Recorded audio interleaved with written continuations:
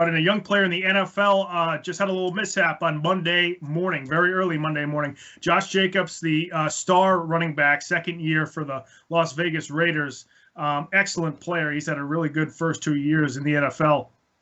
Got picked up for a DUI. He actually got in a single car accident, so no one else was hurt, thank God. But got in a car accident. They brought him to the hospital, then they charged him with a DUI. And this is a recurring theme with young athletes in professional sports, not just in America, but across the globe. But we certainly see it a lot here in the United States.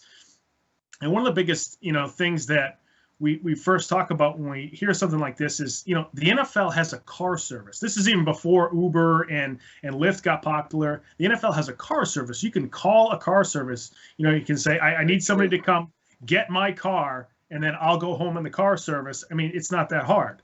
But I think we also do have to remember these, he's, I think, 23.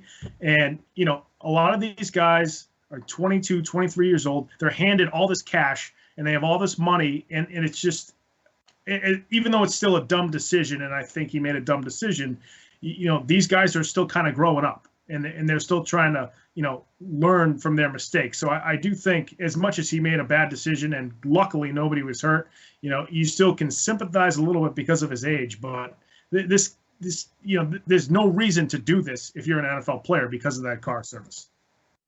I agree with you 100%. And I think it's something, like you said, across all professional sports. We've seen NBA players, we've seen Major League Baseball players do the same thing. And it's something that's, it's occurring across all professional sports. And, yeah, probably in college and high school, sadly, as well.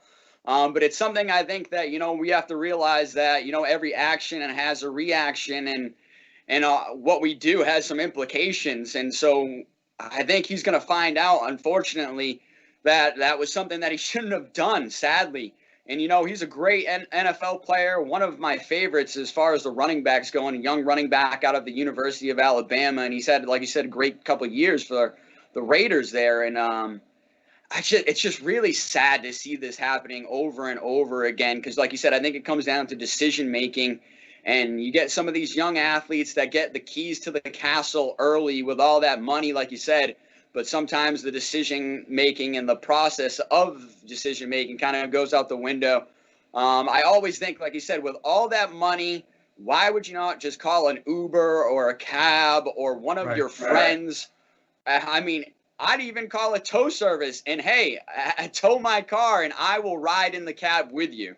But just making that decision to get back in your car and go drinking and driving, it's just a really poor decision. I think Josh Jacobs is going to really find that out over these next few weeks.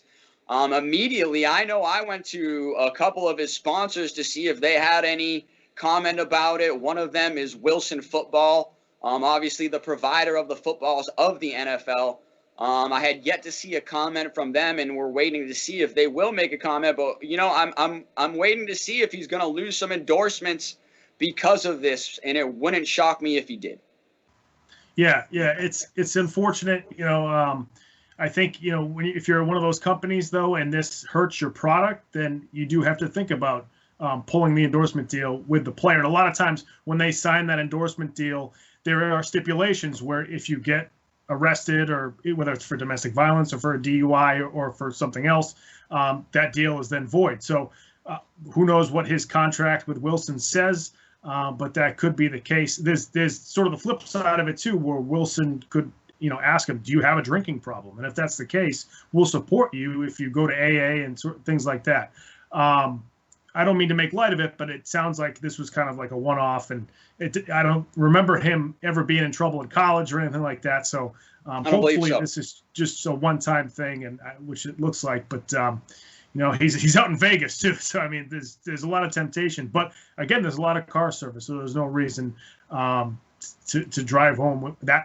At 4 o'clock in the morning, like everybody says, after midnight, nothing good happens. So 4 o'clock in the morning, nothing ever good happens. So